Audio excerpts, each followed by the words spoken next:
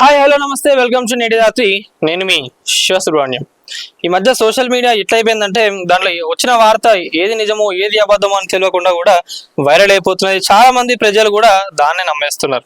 అది ఎంతవరకు నిజం ఏందనేది కూడా ఎవరు కూడా చూస్తలేరు. ఇప్పుడు మనం బీఆర్ఎస్ అధికారం కోల్పోయి ఆల్మోస్ట్ 1.5 year కానొస్తున్నది. కానీ ఇప్పుడు చూసుకుంటే బీఆర్ఎస్ ని అసలు వాస్తవంగా చెప్పాలంటే బీఆర్ఎస్ పార్టీని ఎవరు కూడా టచ్ చేయలేరు. ఇక్కడ పొలిటికల్ గా ఫండ్స్ కానివ్వండి, దాంట్లో ఉన్న సీనియర్ నాయకులు కానివ్వండి, కేసీఆర్ గారి స్ట్రాటజీస్ కానివ్వండి, ఏదో కొంచెం చిన్న ఇష్యూస్ వల్ల ఈ రోజు బీఆర్ఎస్ పార్టీ అధికారంలోకి రాలేదు.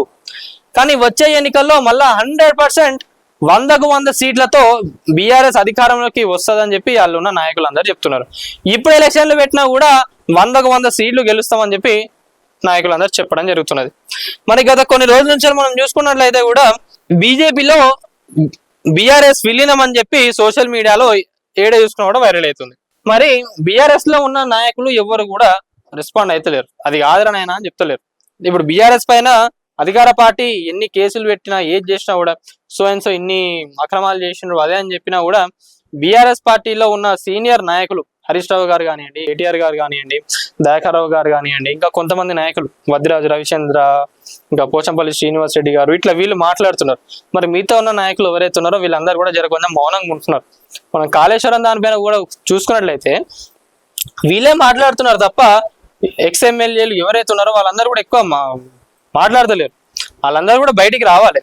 ఇంకేంటంటే బీఆర్ఎస్ కార్యకర్తలకు కూడా ఏంటంటే తెలియాలి, కాళేశ్వరం ప్రాజెక్ట్ అయినా కానివ్వండి, దేని గురించి ఎంత ఏంటిదనే కూడా తెలియాలి, ఏది ఎంత ఉపయోగపడుతుంది, మన తెలంగాణ రాష్ట్రం ఈ రోజు ఇట్లుందంటే ఎవరి వల్ల ఏందనేది కూడా అధికార పార్టీ వీళ్ళ పైన ప్రశ్నించినప్పుడు మీరు చెప్పేటట్టు ఉండాలి కదా.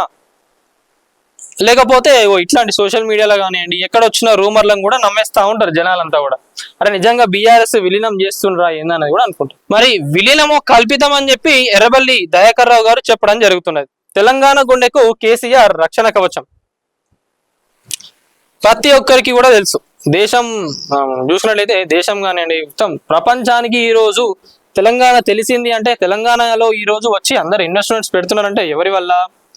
బీఆర్ఎస్ పార్టీ వల్లనే.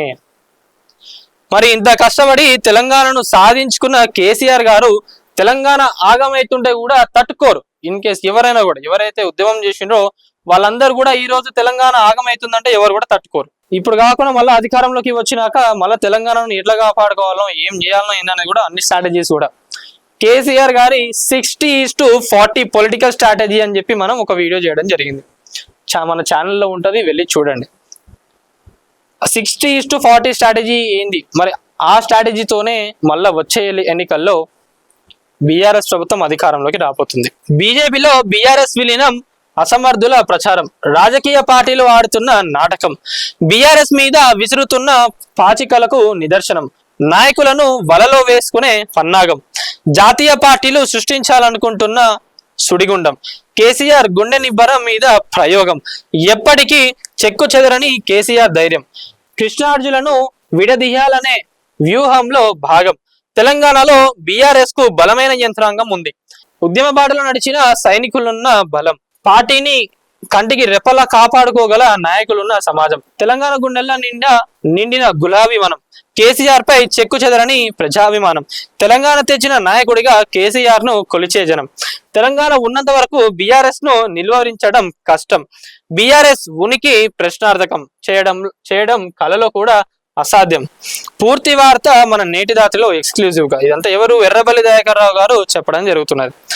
బీఆర్ఎస్ పార్టీని కానివ్వండి, కేసీఆర్ గారిని కానివ్వండి ముట్టుకోవడం ఎవరి తరం కాదు. ఇప్పుడు వచ్చే ఎన్నికల్లో ఎన్నికలు పెట్టినా కూడా 100కు 100 సీట్లు గెలుస్తాం. ఈ విలీనం ముచ్చట ఏదైతే ఉందో ఇదంతా ఫేక్.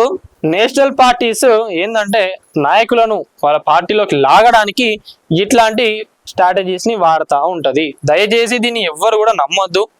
బీఆర్ఎస్ పార్టీ మళ్ళీ అధికారంలోకి వచ్చినాక ఇంకో 50 ఏళ్ల పాటు బీఆర్ఎస్ పార్టీ అధికారంలో ఉండాలంటే ఏం చేయాలి ఏందన్న స్ట్రాటజీస్ అన్ని కూడా కేసీఆర్ గారు ప్రిపేర్ చేసుకుంటున్నారు. సో దయచేసి ఎవరు కూడా ఇట్లాంటి వార్తలు ఏవైతే వస్తున్నాయో నమ్మకండి. ఇంకోటి ఏంటంటే దయాకర్ రావు గారు మళ్ళీ వచ్చే ఎన్నికల్లో ఇది అక్కడ కాన్స్టిట్యున్సీలో ప్రజలు అంటున్న మాట, దయాకర్ రావు గారు అసలు ప్రచారానికే రావనక్కర్లేదు. దయాకర్ రావు గారు మీరు ఇంట్లో కూర్చోండి, మిమ్మల్ని గెలిపిస్తాం. ఎందుకు అంటే దయాకర్ రావు గారు అక్కడ ఆల్మోస్ట్ పాలకుర్తిలో చేయని డెవలప్మెంట్ అంటే ఏది లేదు. ఆడ చేసిండ్రు, ఆడ పచ్చగా కనిపించింది కాబట్టి జనాలకు ఏమనిపించింది, ఈసారి ఆల్రెడీ దయాకర్రావు గారు చేసారు కదా, జర రెస్ట్ తీసుకొనియండి, కొత్తగా వచ్చిన వాళ్ళు ఇంకేమైనా చేస్తారేమోలే అన్నట్టుగా అనుకున్నారు. ఆడ గెలిపించుకున్నారు. కానీ ఇప్పుడు మనం చూసుకున్నట్లయితే ఎంత అవస్థలు పడుతున్నారో ఏందో ప్రతి ఒక్కరు కూడా చూస్తానే ఉన్నారు. మరి ఇప్పుడు అక్కడ ఉన్న జనాలందరూ కూడా ఏమంటున్నారంటే, వచ్చే ఎన్నికల్లో 100% కూడా మా దయాకర్రావు గారిని మేము గెలిపించుకుంటాము, దయాకర్రావు గారు ప్రచారానికి రాకున్నా ఇంట్లో కూర్చున్నా కూడా మేము మా దయాకర్రావు గారిని గెలిపించుకొని అసెంబ్లీకి పంపుతామని చెప్పి చెప్పడం జరుగుతున్నది. సో ఇది విలీనమో కల్పితం తెలంగాణ గుండెకు కేసీఆర్ రక్షణ కవచం. అదే అంటున్నా, సోషల్ మీడియాలో వచ్చే వార్తలు ఏవైతే ఉన్నాయో నమ్మకండి. బీఆర్ఎస్ ను ముట్టుకోవడం అన్నా, అసలు బీఆర్ఎస్ దేనిలో విలీనం చేయాల్సిన అవసరం లేదు బీఆర్ఎస్. ఎందుకంటే బీఆర్ఎస్ కున్న పార్టీ ఫండ్ కానివ్వండి, కార్యకర్తలు కానివ్వండి, ఇసే హ్యూజ్. ఎవ్వరు కూడా అసలు విలీనం చెయ్యలేరు, పోరు కూడా, వీళ్ళు విలీనంలోకి కూడా పోరు. ఇది ప్రతి ఒక్కరు కూడా గుర్తుపెట్టుకోవాలి. ఇట్లాంటి ఫేక్ న్యూస్లు ఏమన్నా వస్తే నాయకులు మీరందరూ కూడా తిప్పి కొట్టండి, ఇవన్నీ ఫేక్ అని చెప్పి జనాలకు చెప్పండి. లేకపోతే మీరు కూడా ఏం ఏం కాదులే, మన అధికారంలోకి వస్తుంది అప్పుడు చెప్పుకోవచ్చులే అనుకుంటే ఏమైతుందంటే కొంచెం మైనస్ అవుతుంది. అవి కూడా కానిచ్చుకోవద్దు. ఎందుకంటే పార్టీ పైన ఎవరెవరో మాట్లాడుతూ ఉంటే ప్రతి ఒక్కరు రెస్పాండ్ కావాలి. మేము కాకపోతే పక్కోళ్ళు మాట్లాడతారు కదా మాకెందుకు అనుకుంటే ఇక చాలా ఘోరంగా ఉంటుంది. సో అదే మళ్ళీ వచ్చే ఎన్నికల్లో ఏ పార్టీ అధికారంలోకి వస్తుందో ఏందనేది కూడా ప్రతి ఒక్కరు మీ కామెంట్స్ రూపంలో తెలపండి. వీడియో చూస్తున్న వాళ్ళు ఎవరైతే ఉన్నారో ప్రతి ఒక్కరు లైక్ చేయండి, షేర్ చేయండి, ఛానల్ని సబ్స్క్రైబ్ చేసుకోండి. Thank you.